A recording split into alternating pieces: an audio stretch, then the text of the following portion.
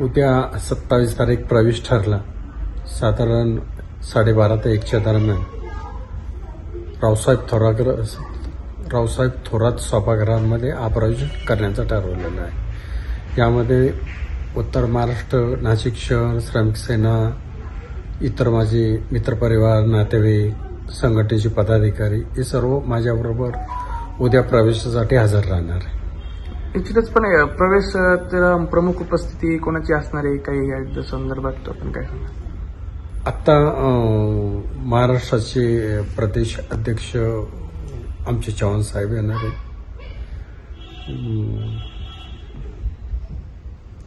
माननीय मंत्री महोदय गिरीश महाजन येणार आहे आणि आमच्या संघाचे महाराष्ट्राचे अध्यक्ष ते पण येणार आहे. असे अनेक पदाधिकारी, आपले नाशिकचे तिन्ही आमदार देवयानीताई फरांदे, हिरेताई आणि राहुल ढेकले हे सर्वजण या प्रवेशासाठी उपस्थित राहतात.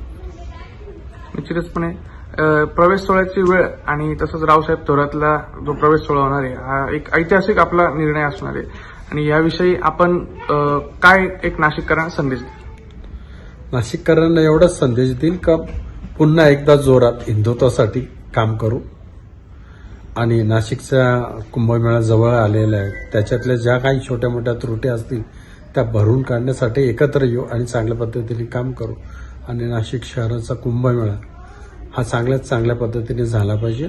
त्याच पद्धतीने नाशिक महानगरपालिकेच्या निवडणुका सुद्धा जवळ आल्या आहे, जिल्हा परिषदेच्या निवडणुका आल्या, पंचायत समितीच्या निवडणुका, यामध्ये सुद्धा एकत्र येऊन काम करून जास्तीत जास्त लोकांना निवडून आणून भारतीय जनता पार्टीचे हात बळकट करू.